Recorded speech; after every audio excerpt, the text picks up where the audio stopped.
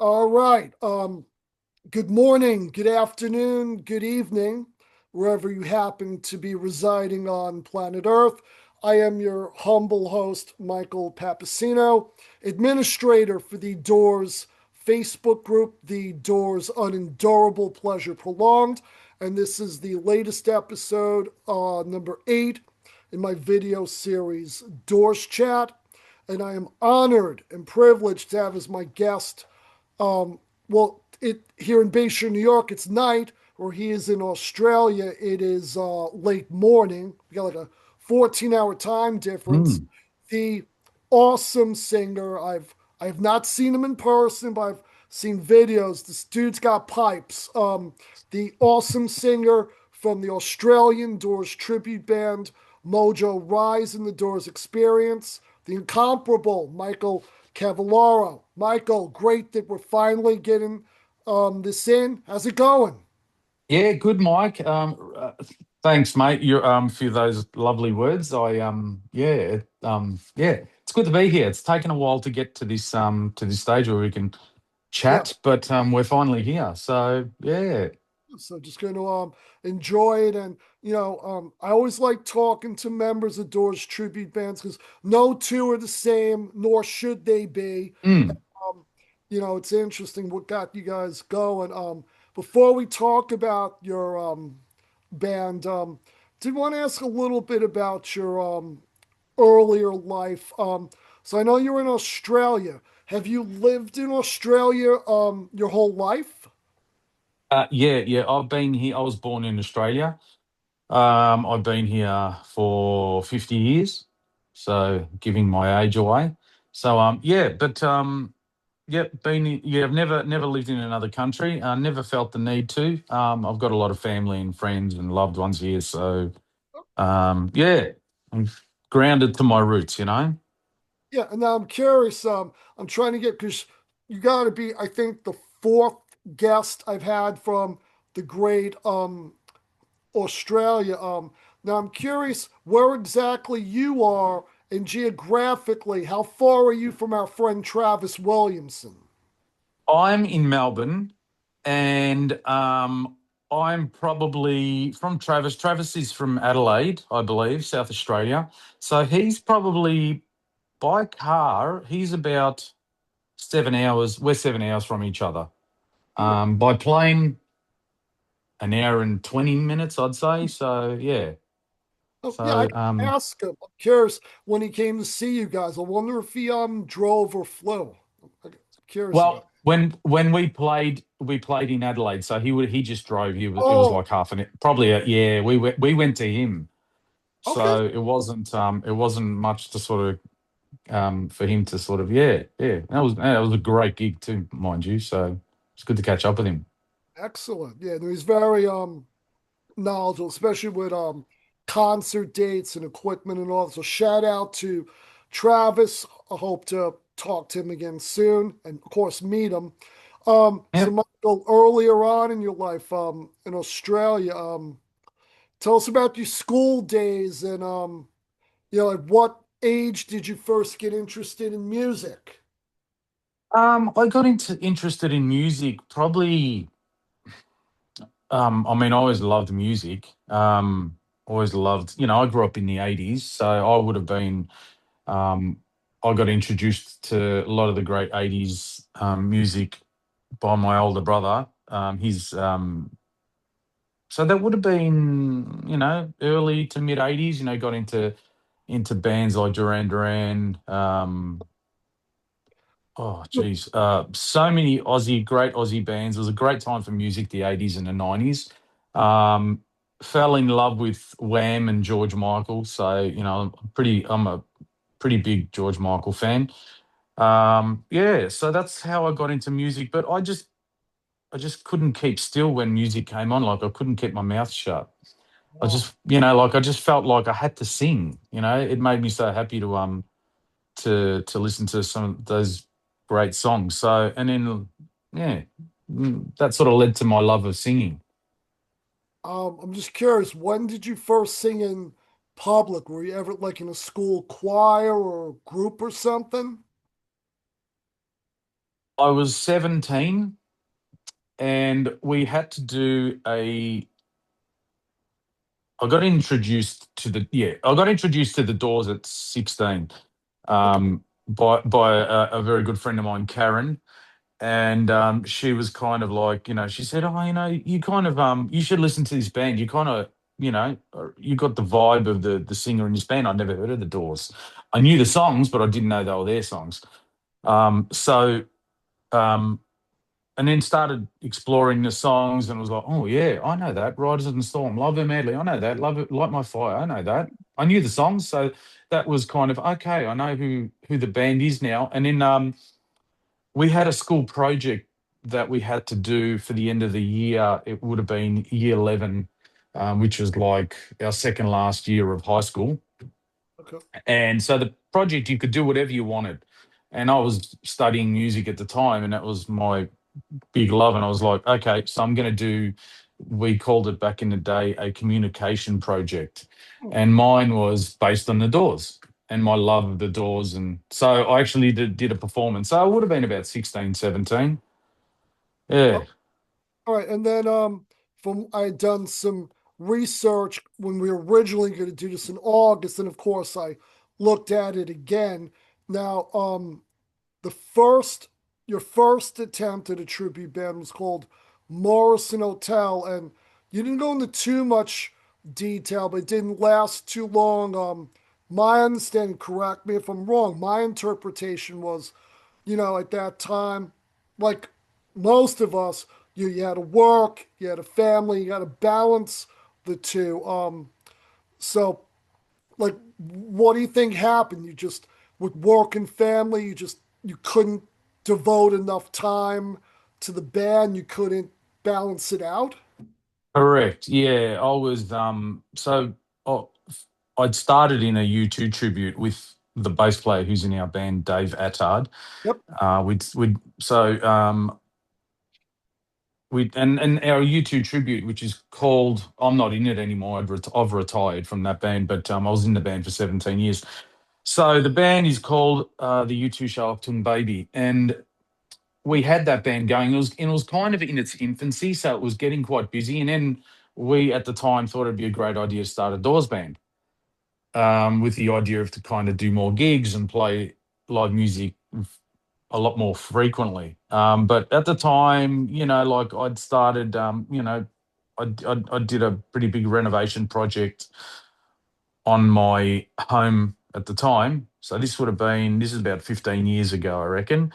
Um, and plus I had a young family, and so the Morrison Hotel band was going. We did probably two or three gigs, but it just became too hard to do the Morrison Hotel show and the U2 show. So so it was like, what's the easiest one to do? And the U2 show was more established, so we opted to just continue with that at the Uh, time.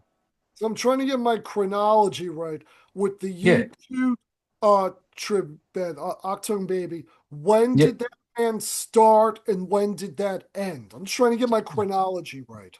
Cool, cool. No, that band started in 2004 and it's still going now. But I retired from that band in 2019. Okay. Just again, it was like one of those things where, juggling things became a little bit too difficult. So I was kind of like, maybe I'm getting, maybe I need to finish my time up with the U2 band. And that's what I did with the aim of not getting back into music. My aim was just work a day job, hang out with the family and not do the live music. But that only lasted 2 years. And then I was like, oh my God, got to get back on stage. Yeah, just a quick diversion to you too, because they are one of my Hmm. 4 or 5 all-time favorite bands. I'm curious, when you were in that band, which album had the songs you like to perform the most? Like, I love everything U2, but of course, my all-time fav is the immortal Joshua Tree, which is just Hmm. masterpiece. Was that your favorite album of theirs, or did you like some of the other material? Look, I love songs off the Joshua Tree, and I do love the Joshua Tree. Who doesn't? But Achtung Baby was the one that I loved performing songs off because I think Bono's voice just, that's when he started using falsetto, and falsetto has always been a good friend of mine. So I quite enjoyed.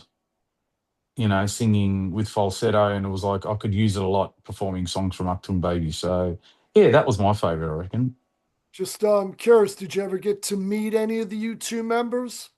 Yes, yes. 2019, they came to Australia for the Joshua Tree tour, and we met all of the members except for Larry Mullen. Okay. He's always been a bit, standoffish. So I remember actually would have been about 2006. We attempted to meet the band then, and Larry Mullen was driving out of his hotel and actually hid Oh, in the back seat. So, yeah, so I kind of, I saw it with my own two eyes. So it's kind of like, yeah, he's not a big fan of meeting people, but met Bono. Bono was fantastic. He actually, at the time, he called out our tribute band because he knew of us. And his minder, bodyguard Brian, he actually knew of us too because we were in the paper alongside U2 the day before. oh wow, that's So there good. was like our local paper, was like there was one whole page was, or two-thirds of it was to U2 and the Joshua Tree tour, which was going to be tomorrow night. And our band was doing a gig and it was like underneath there. So they must have read the paper and said, oh, look, there's a band. And yeah, and Bono was fantastic, gave me a hug. And he said, he, one of his words to me after I said goodbye to him is like, I loved your earlier work, which was probably a joke to a reference that he hears a lot. So, and Edge and Adam were fantastic, beautiful people. Yeah, I mean, besides the members of the Doors and maybe Zeppelin, the U2 members, Mm, like in a dream world, if I can meet the members of maybe five rock bands, I mean, U2 would be one of them, of course. yeah, yeah, Uh, great, great oh, blokes. that's cool. You got to meet them. Yeah, a key question, and I've asked a number of people this from tribute bands, and I want to ask Eddie Rocky from Crystal Ship when I managed to get together with him. We've been going back and forth scheduling Mm, because I think a lot of people they don't realize. I think they mistakenly use the terms tribute band and cover band interchangeably, but um, they seem to be two different things. Now, I have my interpretation, but I want to hear yours. In your words, how do you differentiate a tribute band from a cover band? yeah, a cover band is generally, in my opinion, is a band that gets up on stage and plays covers of a multitude of bands. Okay, that's Or, that's my interpretation of a cover band. Whereas a tribute band, and again, there's a tribute band is kind of like what we do. We get up on stage, we play the songs of the Doors, we reproduce them as faithfully as we can, and that also includes dressing up in costume, and so it kind of sort of, yeah, it's there's a theatrical side to it, not just the musical side. Um, yeah, that's my opinion. That's sort of what we sort of, yeah. yeah, so a cover band on a given night, say a certain cover band, they might play two Sabbath songs, three Van Halen songs, different groups. But a tribute band, they're paying homage to one particular group. Okay. Generally, yeah. Yeah, that was my interpretation. And you mentioned costumes. It's not on my notes, but I'll ask because I had big discussion about this um earlier this year when I was a guest at the Ultimate Door show. Great guys when they came to Long Oh Island. yeah. They're really into the costumes. Like they've been busting my chops. They want to buy some of my Robert Lewis coats, like the one Jim had, because like Mm-hmm. was it 16 of them now? Yeah, I was gonna wear one to the show the other night, but it's like 70 something degrees. I said, nah. All right, but with the costumes, I mean, do you guys take it seriously? Like, do you try to look like Ray, Robbie, John, and Jim at least to a degree? Yeah, yeah, we do. Look, we do. We do. Look, we're not. the guys in the rest of the band, I mean, they take it seriously, but it's loosely based, you know.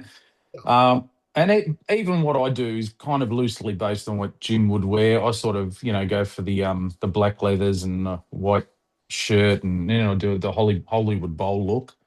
I kind of, as a performer, I love the dress up part. It's kind of, that's it helps to it real I get off on that. I love the, spending time learning how to sing like someone, but also spending time learning how to reproduce costumes, because I did it for many years in my old U2 band. I mean, I reproduced costumes, and a lot of pretty much all my costumes were like identical to what Bono would wear on stage. And I've just sort of brought that through into this into Mojo Rise and the Doors experience, because I love that part. I love, it's yeah, Okay. Yeah, because no, I mean, I'm teasing you a little bit, but I'm looking at you in yeah, the video screen now. You're bearded, but not super heavy bearded. So would the correct, interpretation be, if you guys are doing a gig tonight, you're kind of looking like the 1969 Jim, maybe Miami era, not the shaggy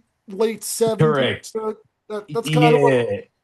all right. Yeah, because I've never liked having a beard, and when I got into the, started doing the Doors show, I was like, Yeah. I'm going to grow a beard. But I just find it annoys me being really hairy and tickles your lips. It's like, oh my gosh. So if it was up to me, I wouldn't wear it. But so I've kind of found a happy medium, a comfortable medium. You know.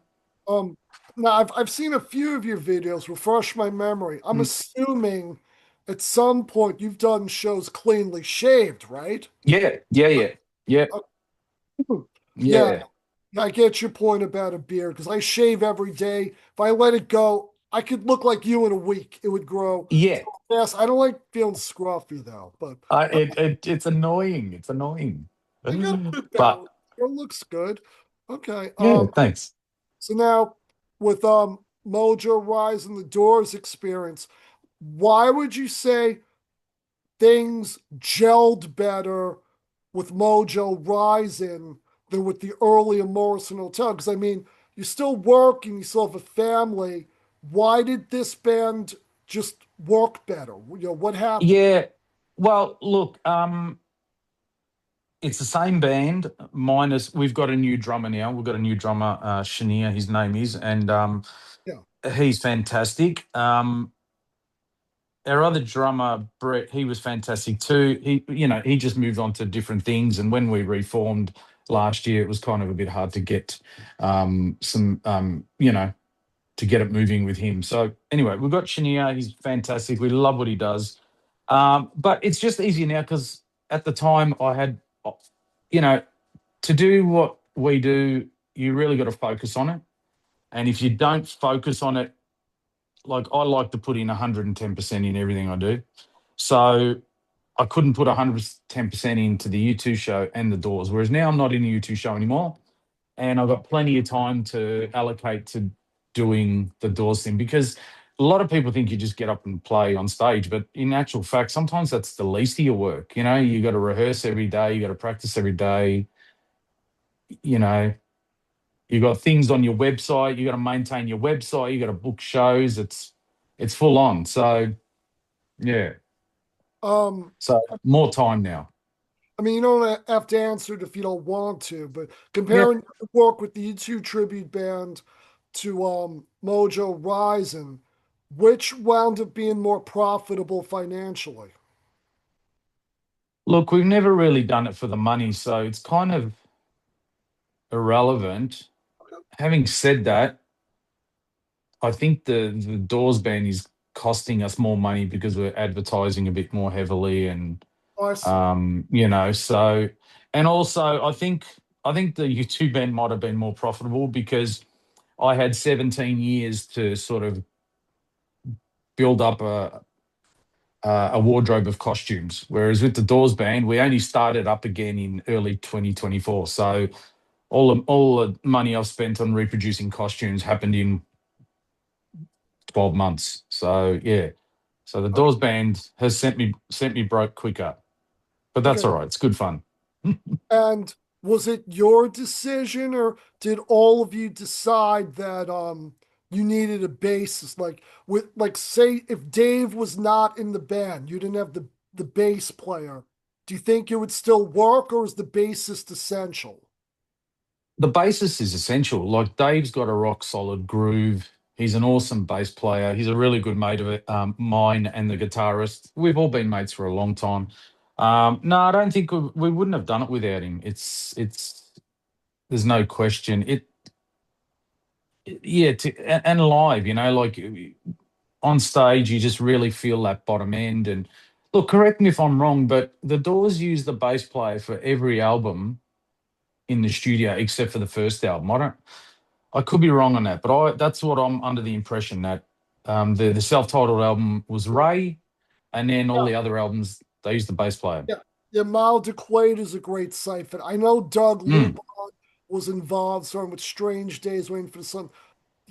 Yeah, I'll have to post about that later. I'll ask our group members. mm, They're a bass player on the first album, or did mm, Bobby overdub bass part? That's a good question, but yeah, no, it's just an yeah, point because not all Doors tribute bands have a bassist. When I saw Crystal Ship on Long Island, it was singer, drummer, guitarist, keyboard, whereas Crystal Ship did have a bass player. Um, and I'm trying to remember when I saw Wild Child with Dave Brock. This Dave Brock, yeah, not only I have a few video clips. I think they had a bassist too. I'm pretty yeah, sure. yeah, yeah. Ultimate Doors don't, but I was watching that video you done with them, and they were talking about how much work is involved in keeping the keyboard bass tuned, and then the keyboard itself tuned. So there's a lot of work involved, but they get a great sound without a bass player, Yeah, yeah. So No, it they're is possible. Yeah. okay. See, they sound really good. Maybe it's just a few Oh, isolated songs where you might need a bassist, but yeah, that's an I think interesting. with us, because we're doing the LA Woman tour at the moment, and we're playing a lot of the songs off LA Woman. Yet, it's kind of probably a little bit hard to get that sound without a real bass. But I mean, I'm sure there's bands out there that can do it. So yeah. And coming off my meeting Robbie 48 hours ago, I'll ask you, um, did you ever get to meet Ray, Robbie, or John? I did. I met Ray in 1994. He came to Australia when they were promoting Okay. um, American Prayer. So Oh, there's my yeah. signed, That and is a distinctive he also or yeah, you can always tell a Ray sick. Okay. Yeah, yeah. So and he was awesome at the time. I've got a photo of my meeting with him, but it's from the back of me, and I'm wearing a. He came in winter. I remember it was a winter's day. It was July, August, September, something like that. But it was cold but sunny, and yeah, I remember meeting him. But he was awesome. I remember saying to him, say hello to Robbie and John for me, and he was like, "Yeah, cool, I will, man." So yeah, it so was good. It was a very quick meeting. so when Ray was there, what was he doing? A tour for his book? No, he was doing a tour for an American Prayer, as far as I remember. Oh, when it came out again. Oh, okay. Yeah, Yeah, and yeah, in actual fact, yeah.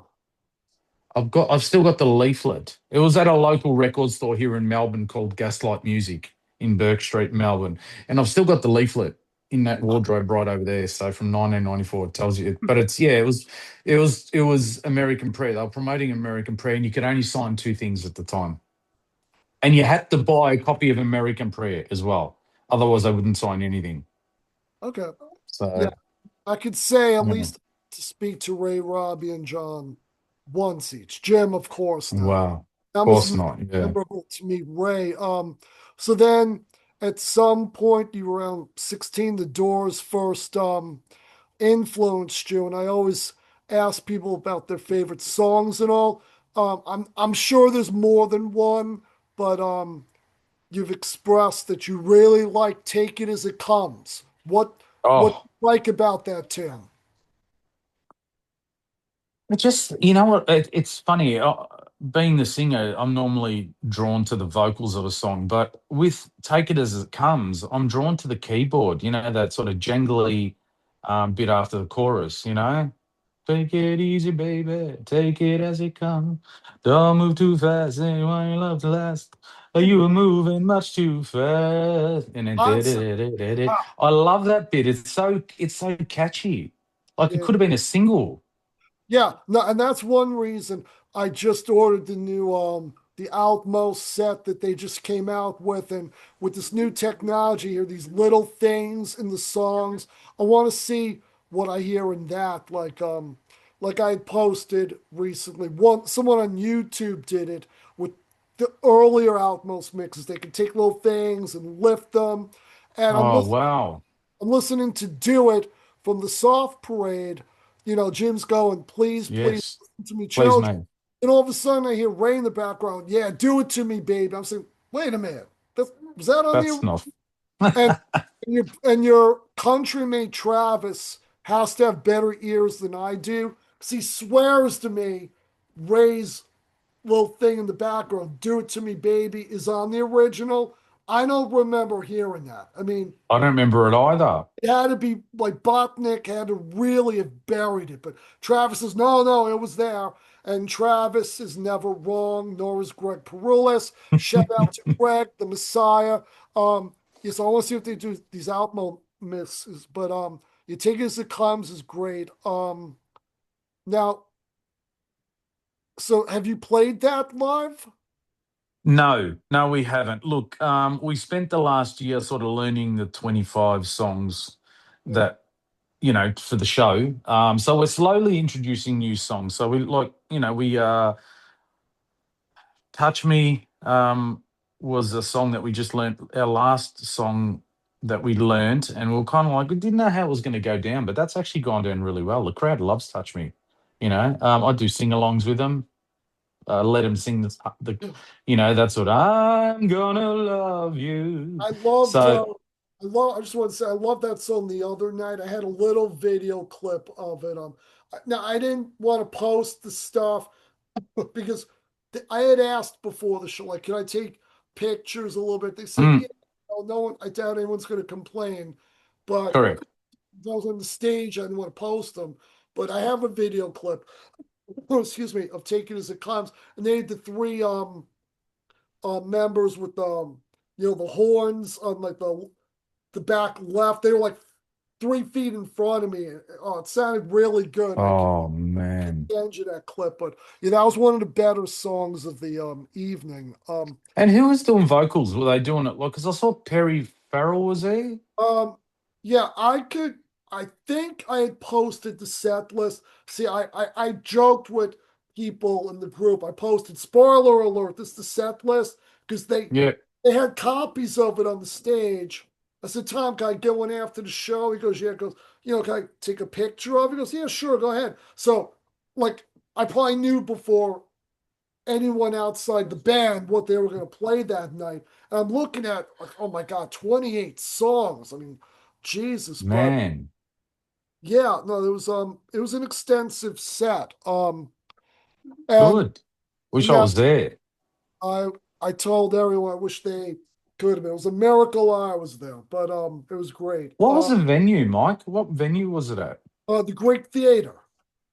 The Greek Theatre, because I was looking at the photos and it actually looked like a bit like the Hollywood Bowl, but it's a theatre, so thus It is that's what it looks like. outdoors. Oh no, it was Mm, beautiful. It's a beautiful evening, a bit cool, but very comfortable. Not I have to look up the capacity. It's not a huge venue, but it was very well organized. It's like if you see pictures behind the last rows is like a row of trees. mm.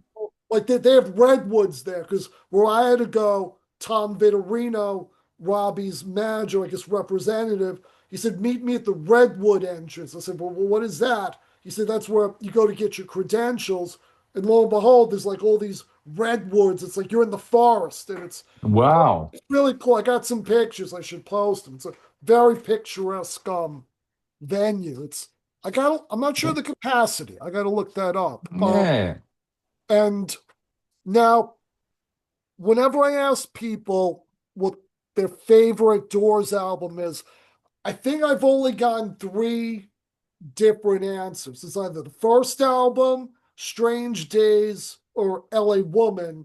And if I have my notes correct, you like Strange Days the most. Yeah, it's like which child do you like the most? It's a hard one, but yeah, Strange Days is my favorite. Yeah, I I mean, loved the experimentation, especially the experimentation on Jim's voice. Songs like Strange Days. And then I love the simplicity of songs like Your Lost Little Girl, that bass line. Dum, dum, dum, dum, dum, dum. yeah, Oh, like, yeah. I mean, yeah. no, I mean, if held at gunpoint, I love all the albums, especially the first two are classics. But I would prefer Strange Days only because there are no covers. They're all originals, and they were straight True. studio out. And of course, the title track. I mean, it's a perfect album. It absolutely is.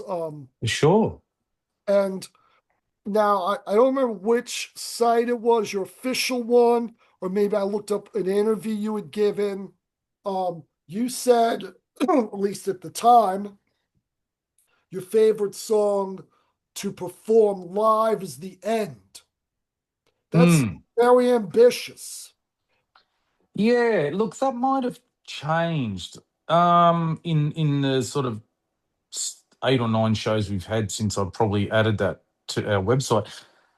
The end is fluid, so you can it kind of goes wherever you sort of want it to go, which is, what the band sort of Yeah. envisaged, I suppose. Um, but look, yeah, probably that or When the Music's Over, one of the two. The two epics. Okay. Yeah, the two Yeah. epics. Yeah. Okay. And when you perform songs, like we know Jim used to like to do little poetical improvisations. Do you like because I've seen a few videos of the band. I mean, you guys are great, but I can't imagine you ever just doing the songs word for word like they're on the record. I mean, you improvise, you play around a little bit, like Yeah. and all right. It's makes it more exciting, more rich.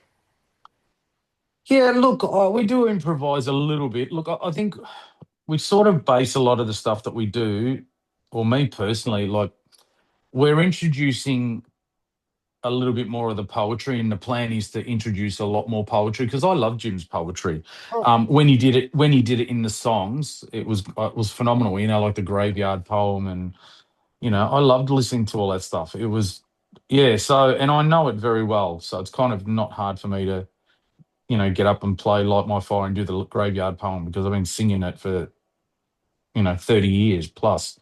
yeah. So yeah, the plan is to introduce more poetry. Yeah, so I'm looking forward to doing that. So far up to now of the songs which you typically include on a set list, which song or two would you say were the hardest for the band, if not to master, at least to get a good enough grasp that you could play live? Like maybe the arrangement was tough, like you had to struggle a little bit to learn it. With any songs like that you had trouble with at first? Probably LA Woman. LA Woman's been a tough one. That sort of breakdown. Mr. Mojo Rising part. That's really tricky. To sort of the timing is really tricky, and yeah, it took a while to learn it and to get that right. Yeah, I can imagine Yeah. your like I'm looking at yeah, your list here and your band member, I'm afraid I'm going to mispronounce his name. Is it uh last name Johnson? Is it how you pronounce his first name, who plays Ray? Oh, James Oh, it James is. Johnson. It's like, Yeah, yeah, I'm always James.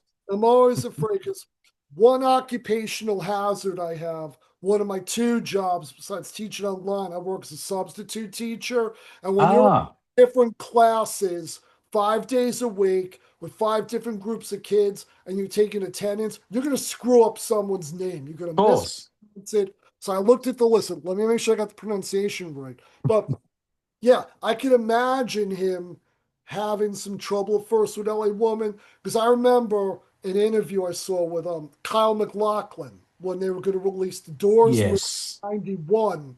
And he said when he had to go to all this trouble to learn to play LA Woman. He said, my God, it's like 14 pages long. Now I can play it for my friends and all. And then Oliver only included it, at the very end, and he was pissed about it. Yeah, that's got to be hard to learn.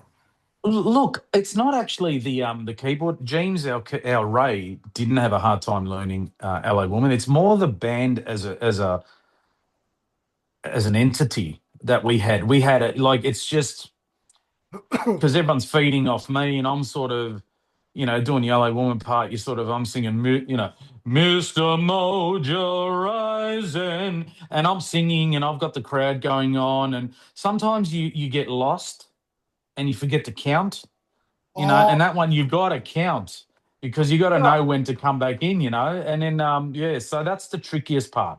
it So just the guys are relying on me to keep it all happening and happening correctly. But I'm looking at someone in the audience who's going crazy and throwing their arms in the air and smiling, and I'm like, oh man, how good is this? And the next thing you know, it's like, am I up to 8 or 9? Oh shivers. So well, yeah, that's the toughest part. you just interjecting. You brought up a good point. I think I posted a pic or two, like it was before the show, I think, because where we were sitting, my girlfriend and I, left side of the stage, they had one Mm, of those teleprompters, like literally right next to me, and they would put some out. I think one was Take It As It Comes, and oh God, I'm drawing a blank. I know. yeah, Don't crucify me for this. What song is it? Spanish Galleons. Spanish Caravan. Of course, duh. I'm That's all right. We've still jet lag, forgive me. But yeah, and it was weird. I don't remember what song it was. I gotta look at the videos that are being posted online. There was one song, Waylon, Robbie's Rob, son. well, yeah, he paused for a bit. And my girlfriend was whispering to me, it's like he forgot the lyrics. And I'm wondering with those teleprompters, you think they know them. But if you look at the pictures I posted of Take It As It Comes and Smash Caravan, it actually says the band goes off on 5 beats or whatever it is. And I thought that was interesting.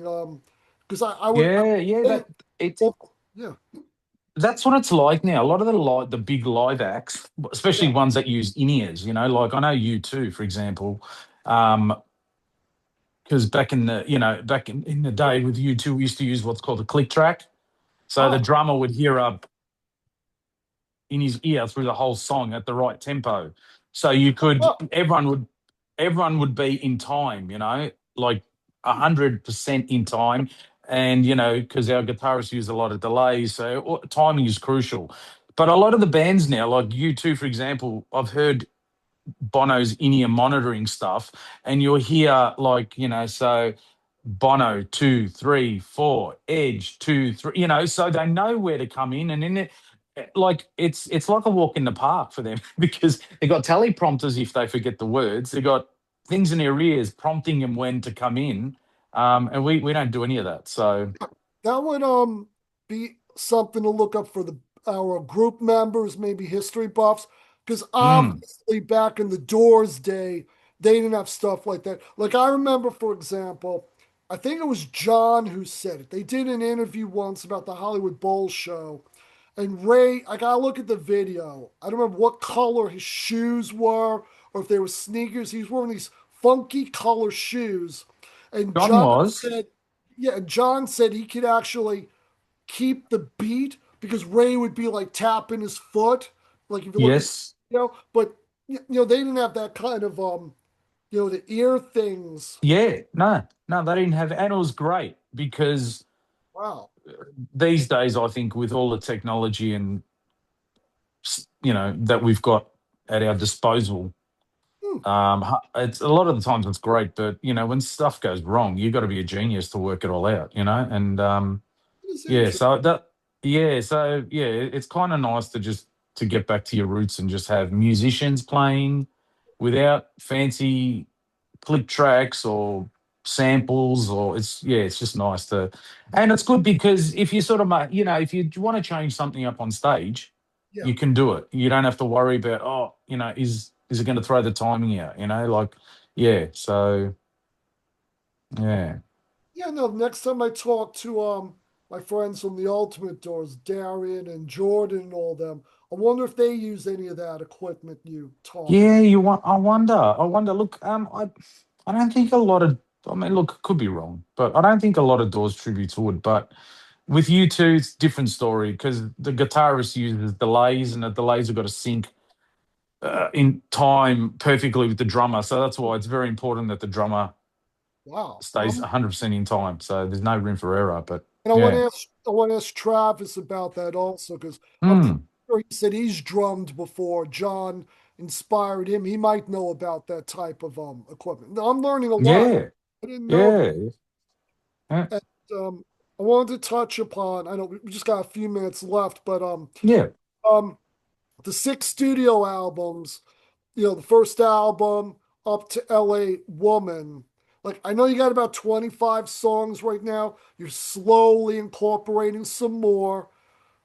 Are there any songs on the six albums that you've got the idea in your head? Like, I don't think we're ever going to play that live. Just for whatever reason, it's not going to work. I don't know. Do It, Easy Ride, something that Yeah. just going to avoid. I'm Look, I think songs like that we would probably avoid. Look, there's a lot of the beautiful ballads that Jim used to sing, which I love, like, Summer's Almost Gone, Wintertime Love, Your Lost Little Girl, songs like that. Some of my favorite songs, yeah, but I don't know if how well they would sort of translate in a live setting, when people want to have fun. But you never say never. Never say never, honestly. Because we do have a list of songs that are next to be learned. And just to sort of give people a bit of a teaser, um, Crystal yeah. Ships on there. Crystal Ships on there. So Oh, yeah, and Peace Frog, another great song, like that. now I'm curious. I don't know if it's Yeah. ever happened or it will ever happen, but say among the members of your group, including yourself, say all of you want to include a new song from one of the studio albums in your live set, but one of the guys doesn't care for it. Do you like talk it out? Does it have to be unanimous? Like if one guy says, "Look, I love you guys, we're brothers, but I'm not effing playing Easy Ride. I don't Yeah. like." Look, yeah, we touch wood, we haven't gotten to that yet. But yeah, no, look, we try to talk things through. Because look, music is one of those things where you end up spending a lot of time with, your bandmates. And so if you don't sort of talk and you're Yeah. not open about how you feel about things, you're going to end up killing each other. So yeah, so we would definitely talk about, you know, and there's times where, yeah, there's been times now where we're talking about Good. learning new songs, and I don't know if I can do that, and it's like, so we'll Yeah. just we give them You a bit of time and say, look, take your time to learn it, and then we'll get back and we'll do it in a couple of months or whatever, so yeah. you just touched upon what I was going to ask next. Mm. So let's say even if you guys love all the songs on the six studio albums, are there one or two? I ask all the bands I interview this. Are there any songs like with the arrangement, like it's just too difficult to play live? Maybe songs the Doors rarely played. Not really. Like if I'm looking at my s- albums here, just to Yeah, get a reference. sure. So looking at the Soft Parade, um, songs that are the hardest to reproduce would be on live would definitely be the Soft Parade. You know, Tell All the People with all the horns, and Touch Me again with the horns. Like when we originally learned Touch Me a few months ago, some of the guys were like, "Oh, but there's horns in it. How are we going to reproduce it?" And it's like, yeah, but the band played it with Robbie doing the horn solo. So I can't remember where it was played. Do you remember? Was it? the Aquarius, or I don't. Yeah, they Travis would know. yeah. Oh, Yeah, Travis knows everything, but yeah, the yeah, Aquarius, they played some of that. Yeah, and then yeah, finally re-released it for the anniversary a few years ago. I think half yeah, the ones that had the horns were stripped down, and I was yeah, happy because Robbie said in interviews for years, I want to release that album someday without the horns. I love those songs stripped down. So yeah, I yeah.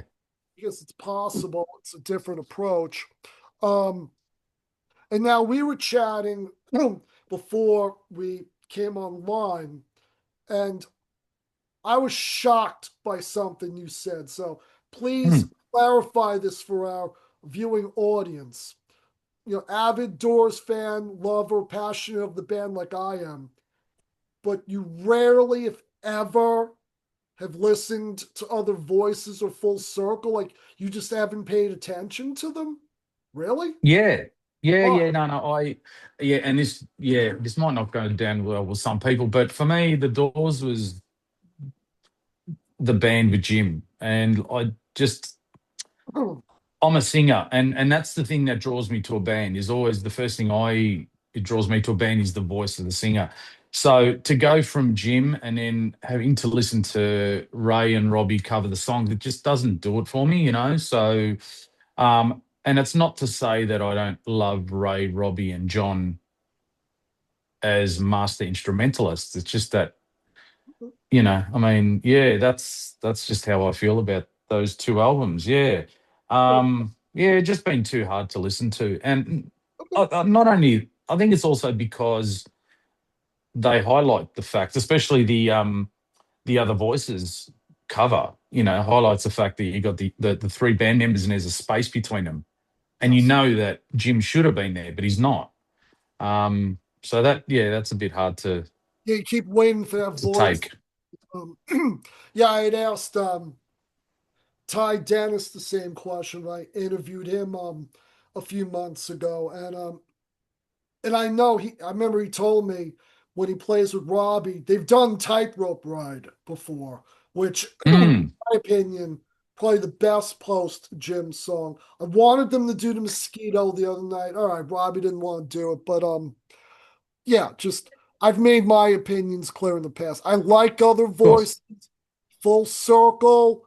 I love the Mosquito, and I can pretty much do without the rest of that album. But yeah, it seems with tribute bands so far, they're pretty much avoiding the post-Morrison material. It's a matter of taste. Yeah, yeah, yeah. And now Tightrope Bride Yeah. racing's on that, doesn't he? Because I have heard that Yeah. because that was on. Oh, I don't know if it was on one of their best ofs or I don't know where I heard it. Central Rarities, maybe. I don't know. I've heard it somewhere. Well, it's the first song on other voices. And I mean, and it is Okay. interesting. I know how I feel about it. It's a whole nother discussion. I know we don't Mm. have too much time, but some people on YouTube like to use AI. And there was a guy who didn't got an AI Morrison voice for all the other voices songs. And it's interesting Oh, to hear what kind of sounds like Jim doing other tightrope ride, but that song would not have existed if Jim had lived because it was written yeah. to mourn his death. Yeah, just one or two quick questions to wrap it up.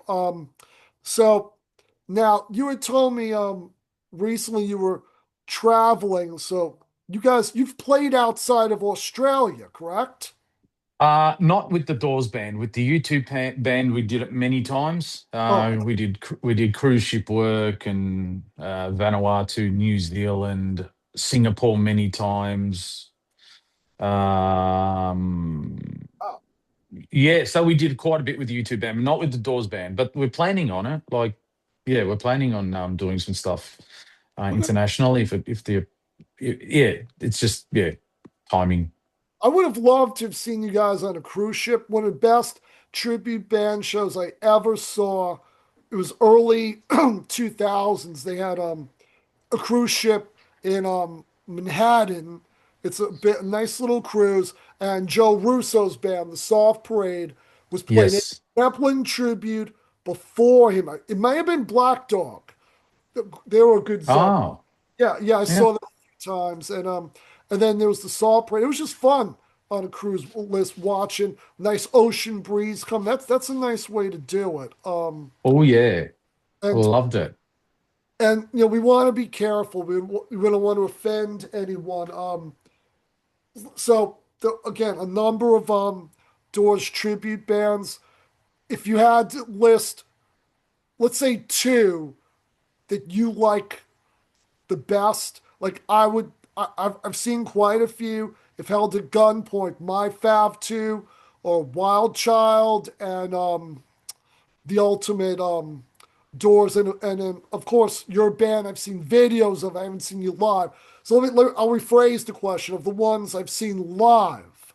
Wild Child, the Soft Parade years ago, and Ultimate Doors. Which, if you could go see two Doors tribute bands, what would they be? Yeah, look, I think it'd be those three you mentioned, they're all great bands. Definitely Ultimate Doors, and yeah, definitely Wild Child, because you know, Dave Brock's been around forever. You know, he's been around forever. I mean, wasn't he in that movie with he did that cameo, the Jim Morrison cameo, Death Becomes Her. Was that him? Did Uh, you oh, I think what you're thinking of, it was in the 80s.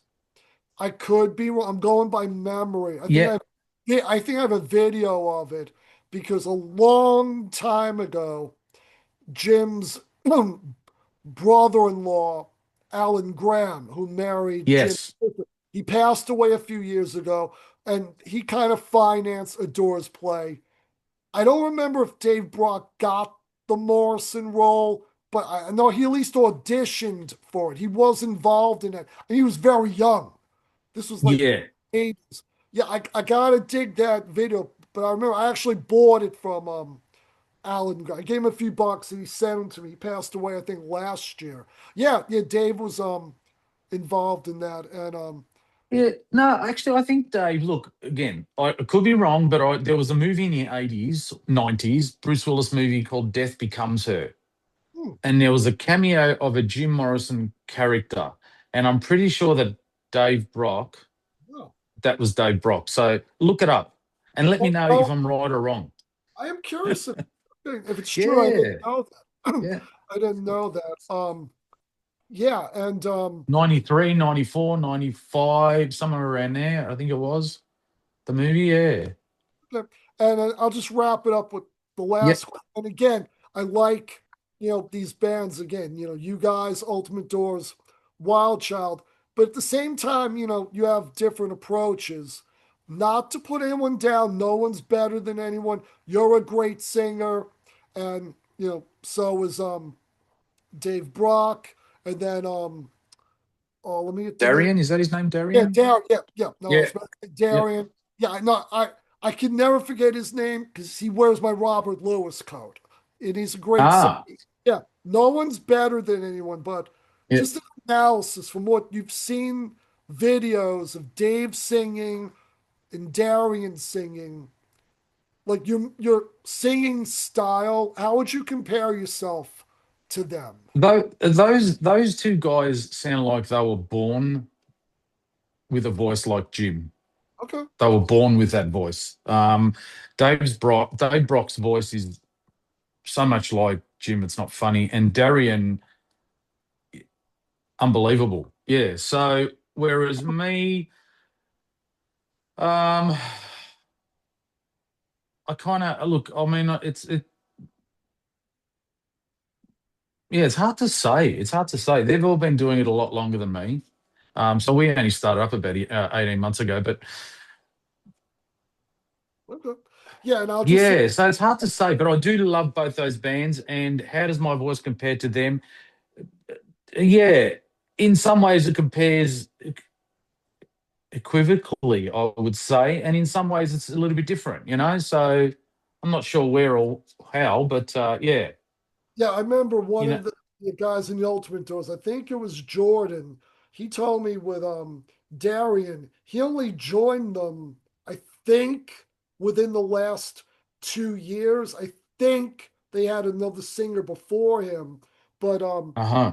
I remember I've seen videos of Darren singing from like over a year ago and more recently, and he gets better and better. Just he's gaining confidence, I guess, experience. Yeah, he hasn't Yep. been too long either. I mean, it's amazing. Wow. And Um, that's the thing you do. You as a performer, you get more confidence as you do more gigs and you become better at your craft. Because I do a lot of my practice in this room but sometimes it just doesn't cut it. Sometimes you just need to be on stage and do things okay. live and that's how you get better, I think. So yeah. And last question, and we'll Mm. wrap it up. Yeah, I mean, I can. You see, I got to do that because otherwise I'll go on forever. But offhand, I don't know if you'd remember with Mojo Risin. Do you remember the single show we had the biggest audience ever? Like it was a really big capacity venue. Yeah, look, we our last two shows were like that. Adelaide, which is where Travis came to, was Yeah. phenomenal, and we were like blown away by that. Wow. And then we went to Perth in Western Australia probably about a month later, and that was even better. So we had, I don't know, 400 plus people there, which is, and remember, we only did our first live gig August last year. That was our first live gig in 14 years. So yeah, the numbers are great. Like we were actually a bit concerned because we thought that there wasn't a big Doors fan base in Australia, but Oh. we've surprised ourselves, which is fantastic. So All right, and I'll sneak in one more, possibly an embarrassing question. Was there ever, like, I know it was rare with the Doors back then, once or twice they would mess up a song like a false start and they'd have to do it again. With Mojo Rising, was there ever a time you're doing a show like you realized you were just botching this song and you said, like, we got to start over again, or did you just plow through? yeah, no. We actually did do that in Melbourne at our last show. I don't know if this counts though. We were in the middle of LA. Well, weren't in the middle. We were in the first like minute of LA Woman. And I don't know if this counts according to your question because I had to stop the show because there was a fight in front of the stage. Jesus. So, and I was kind of like, guys, we're here to have fun. If you don't stop fighting, we're going to pack up and go home. And then So, dude, what do you? I had to put my microphone down. I gave it to Ray Jeans, and then I walked off and had to pull these guys apart. Yeah. So, and Gonna then we make a started bad, LA One from the start. I was gonna make a bad joke. You're taking the gym roll a little too far. You're inciting riots, dude. Like the Australian Singer Bowl there, or Miami. Jesus. Uh, Exactly. the only comparable thing I saw, I'll finish with it. It was a Black Dog Zeppelin tribute band. The last song, two guys get into a fight in front of the stage, and the guys rushed off the stage. They came back a few minutes later and said, "Look, guys, we don't want to finish it like that. Let's do it over." I think the two people had been escorted who were busting each other's faces up, and they finished. But no, that's wow. I can imagine you having to. Jeez. It's Wow. crazy. It's crazy. And, you got people in the audience and no one wants to get hurt. So I don't know. Yeah. So that was the only time, but Okay. we can't take the blame for ending that song because, Oh, God. or restarting it. Well, Michael, it's been great chatting with you. With our conflicting schedules, we're both busy dudes. I'm glad we finally pulled it off, and I hope you keep getting continued success. I keep putting the word out for you, sir, and other members of the group are doing it. Do you think realistically there's any chance you guys might ever come to the States? Never say never. Honestly, never say never. It'd be a dream to play, like a venue like the Whiskey. I know the Ultimate Doors just played there recently, or are they playing there again? One or the other. I know. I gotta look. I gotta ask. I know they were there. I think. Don't quote me. Darian can Yeah, post if I'm wrong. I think they were guests of Robbie. I don't remember. No, I think they might have played there. They might have. yeah, they Yeah, I have know played they there met before. Rob. Yeah, yeah. I know they met Robbie also. Okay. Yeah. Hmm. I mean, So like, what's the to issue? answer your Is yeah, it to answer your question, yeah. Look, you know what the difficulty in coming to the States is you need a lot of gigs, you know, right? in the pipeline because we've got 5 members and it costs a fortune to fly 5 guys to and from, you know, the Well, you know what you States. got to do. Like, I don't know if you saw the photos with the ultimate doors. They have the it's like an RV they have. Yes. That is cool. And they showed me the inside of it. I mean, with the beds and all, that's got to be cool. If you can do that and not destroy your family life traveling Yeah. across the country, that's what they do. I mean, I guess it's Pretty safe good.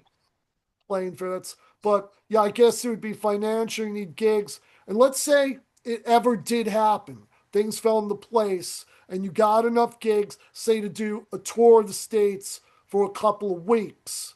If Mm. that happened, they said, "Hey man, Michael, we could do this. Would you be able to leave the wife and the house and the family for a few weeks? Like, would that be feasible, or is that too much?" Yeah. No, no, I think I could. Look, my kids are quite a bit older now. So my youngest is 17, my oldest is 21, sorry. Yeah, so I think I could do it. Yeah, for sure. And it's all like it's sort of, yeah, something that doesn't come up every day. So definitely would have a go. Yeah. All right, I'll sneak in. I promise the last one is I asked all the other group members, and so far the answer's always been no. They all Yeah. have kids. I ask, are your kids Doors fans? And they always say no. Do your kids like the Doors? Look, no, they're not into it because they probably hear me singing it all the time around the house. But I did take my eldest last night to see Oasis here in Melbourne, and he wasn't an Oasis fan, but he was happy to go to the gig, and now he loves them. So there is hope. There is. I'm going to There get is hope. an answer from someone someday. But yeah, Michael, thank you so much for being on. You enjoy what by now should be your early afternoon. It's Yeah, 1 p.m., nearly 1 yeah. p.m. Yeah, so I'm gonna try to post this tomorrow, and I ask all my guests, just want to make sure. So if I post the video of this in my Facebook group, you're cool with that? Of course I am. Of course I am. And if you can, I don't know if you can send me a copy because I wouldn't mind Of sharing it course to I our will. group as Yeah, well. So yeah, yeah, yeah. yeah. What I'll do is I'll probably get to it tomorrow because after this I'm gonna crash. I'm still jet lagged from flying back from LA, but yeah, I'll send it to you via Dropbox with files that large. Yeah, I'm gonna put it in the group tomorrow. And one Yep. thing that's been great about this video, since I'll close with it, one advantage I have over my buddy Bradley Netherton when he does his Opening the Doors podcast. He's told me before, like all the editing he's got to do. He knows more about like that editing software than I ever will. I've been so Mm-hmm. lucky. Like basically, I've been telling all my guests, unless one of us says something insane or controversial, it's going out the way it is, and it's worked. Yep. So Yeah. save the editing. I just upload it. But yeah, no, we'll have it Sounds tomorrow. And I good. appreciate Michael. Thank you. It's time for my outro. So I want to thank the incomparable Michael Cavallaro. If you're in Australia, definitely check out Mojo Risin, one of the very best Doors tribute bands in the world. And also, I just want to give a shout out to the members of the group. So I'm the administrator of the Doors Facebook group, the Doors Unendurable Pleasure Prolonged, of which Michael is an honored member. So happy to have him. And we have about 3,100 members now. I took over the group about 7 years ago. I forget the person's name. She didn't want to do it anymore. I said, all right. They had like 200 members, so we're building. Not the biggest group, but I think one of the best. It's We got up there. a nice eclectic mixture, not just hardcore collectors, but just passionate fans. We got a few um members like you and Eddie Rocky and Ultimate Doors from tribute bands. Ty Dennis, Robbie's drummer, is in. It was so great meeting Ty the other night before the show. Shout out to Ty, such a great drummer. And if you want to be a guest on a future episode, like I tell everyone, give me a shout out. The requirements are like so simple. Be a Doors fan and be a nice person. Do not worry and say, oh, I'm not a hardcore collector like me or Greg Perulis or someone. It's cool. We want to Yeah. hear life story. It's not just the Doors. I want to hear your life story. You're all more interesting than I am. Trust me. You're not going to bore me. I think it's the other way around. So if you want to be on a future episode, give me a shout out. Thank you again to Michael. And I'm going to have this up in the Facebook group sometime on Sunday. Michael, buddy, you take care of yourself. I'm glad we got this done. Please participate in the group with your thoughts and please keep in touch. Thank you, Michael. Great to talk to you, and we'll chat again soon. All right. Thanks, buddy. You take care. Bye bye.